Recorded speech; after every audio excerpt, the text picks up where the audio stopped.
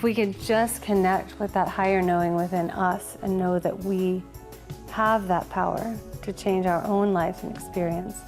What if we just took this knowledge, used it as an opportunity to know ourselves more, and then to start to create what we want to see in the world? My name is Mark Lewis with the Near Death Network on YouTube. Thank you so much for joining us for this segment. We would like you, if you don't mind, to like, share, and subscribe when you're done, and don't forget to leave us your comments as well.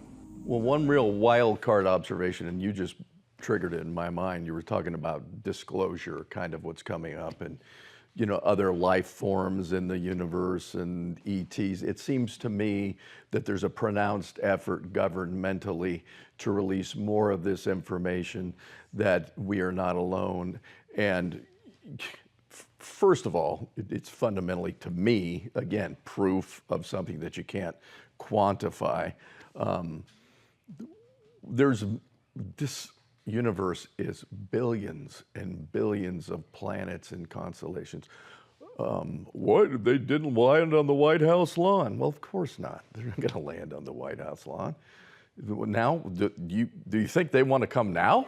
In the state of disrepair that this planet's on? Let these guys kill each other, and then we'll come down there and clean up. I saw a UFO when I was 9 years old. That's right, you said. My little sister was 7. We were sitting out on an open deck, and we were rocking in these rocking things, and all of a sudden I looked up, and there was a silver saucer that was up, and I said, "Jan, look, look." And so we both watched it, and it was kind of hovering like this and shaking, and then it went whew, and it went, you know, miles, and then when it was shaking again, it was in a big valley, and we were up on the hill, and we saw it shaking over there, and then all of a sudden it went whew, towards the Pacific Ocean from Salem, Oregon, and it was gone in a second. And I went running into my mom, and I said, Mom, I saw a UFO. And she said, "Sure, honey, And the next morning in the newspaper, 800 people had called the police about that UFO. So I know that it was real. Because it's always been there, but as people like you open the doorway for other people to peek in, the vibration for other people to see what was always here. You talked about what the bleep do we know. There's a scene in that movie where the indigenous people come up onto the beach, and Marco Polo and all of his people are like, why aren't they even paying attention to us? And they're these big ship, right? And they pull up onto the beach, and none of the indigenous people are even acknowledging them. They're just out on the beach. And the people on the ships can't even understand it, right? And they go up and they start to communicate with them in the way that they can, and it builds over time. And finally, when they get to a language that they can, you know, start to adapt to each other, they ask, why didn't you acknowledge us? And they said, we didn't see you. Their level of consciousness couldn't even fathom that that would happen. So, are UFOs just arriving? Or are we as a collective opening ourselves up to what's always been here so that that window can just keep getting wider and wider? And you're opening the window to this. Yes. Yeah. Thank you, Jeff. Thank you. And you're giving us a platform. That's right. To do it. Just, okay, so real quickly, I guess, everybody, just some final thoughts on the experience itself and where you see it going in the short-term future, just about being more embraced by the general populace. Just this kind of thing, and not just talking about how we died, but how we're living. And here it is many, many years later, and I was asked to do a grand rounds talk at the local hospital in front of 60 doctors and 40 nurses, and the man who arranged that said, this is the largest group of people who have ever come to hear anybody talk. So they are listening now. It wouldn't have happened back in 1987 when I had my NDE, but they are opening up now. Wow. Be open to the possibilities. You know, what if there is something greater than I am? And what if I'm actually part of that? And what if all of that's involved in my life in some crazy way? And what if we're all connected in some crazy way and we do get to walk each other home? That would be, you know, what if the world did that? What if we locked arms? Instead of fighting. Instead of fighting and just said, you know what, let's put aside our differences and let's walk each other home in love and in patience and in compassion. Heaven would be right here. There would be, it'd be right here. Please, people, do Yeah.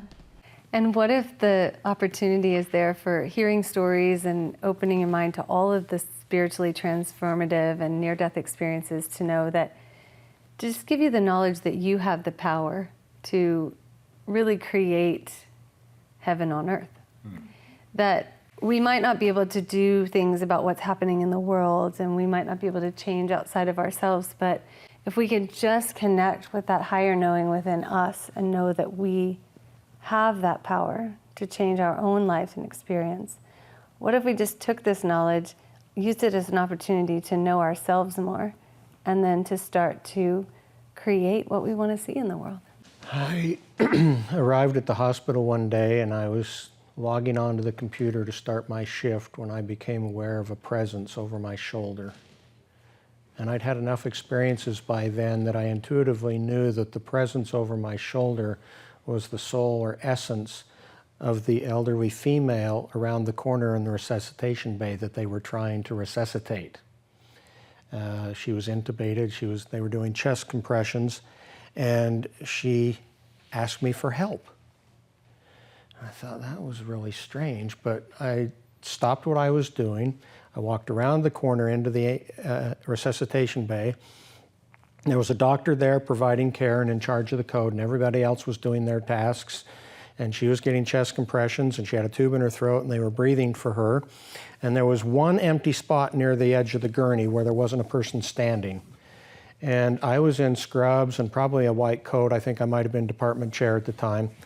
And so nobody paid any attention to me because it wasn't uncommon for me to be in the room. And I just nonchalantly walked over and rested my hand on her leg, because I'd learned by then that touch is very important. And the moment I touched her, she silently, telepathically, if you will, asked me if she could leave. And I thought, why would you ask me that? Why would you think I have your answer? And as I thought that, the message came from some profound eternal place, and I communicated silently back to her without anybody else in the room having any realization of what was going on. And I told her, I said, if you think it's time to go, if you feel that that's the right thing to do, I think it's probably okay for you to leave. And at that instant, she rose up out of her body, and unlike the frail, elderly body she came out of, her appearance was that of being in the prime of her existence, filled with light and glory and love. And she proceeded to start thanking me for what I did, which seemed like nothing to me. But she was so profoundly grateful. And then she left. And I turned and started out of the room, and as I was leaving the room, I heard the physician in charge in military time pronounce her death. I thought, yeah, I know, I saw her leave. And I walked out and I logged onto the computer, and that's how my day started. That's who we're interacting with. Every day, every soul, no matter what they look like, no matter where they are in their journey, that's who we are, that's who we're interacting with, and we just would do so much better if we could keep that perspective.